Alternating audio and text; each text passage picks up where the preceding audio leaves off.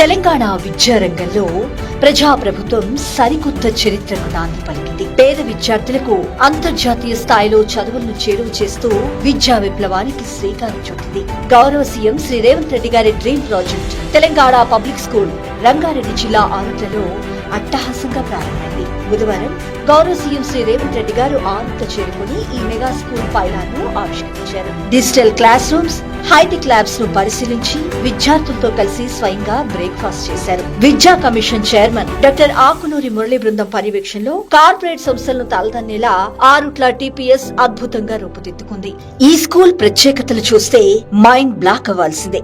Nursery నుంచి inter వరకు ఒకే campus లో పూర్తి ఇంగ్లీష్ మీడియంలో అంతర్జాతీయ స్థాయి బోధన, డిజిటల్ బోర్డులు, అత్యాధునిక సైన్ ల్యాబ్స్, లైబ్రరీ, జిమ్ సదుపాయాల లాంటి అత్యాధునిక వసతులు ఇక్కడ ప్రత్యేకం. క్రికెట్, ఫుట్బాల్, టెన్నిస్, కబడ్డీ మైదానాలతో పాటు ప్రత్యేక శిక్షకులు, ఉదయం బ్రేక్ఫాస్ట్, మధ్యాహ్నం నాణ్యమైన భోజనం, సాయంత్రం స్నాక్స్, అలాగే ఉచిత రవాణా.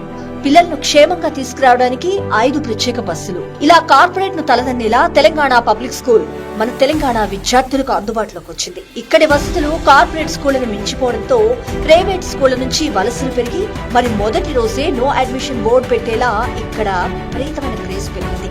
ప్రస్తుతం ఆరుట్లలోనే 1814 మంది విద్యార్థులు ఇక్కడ చదువుతున్నారు.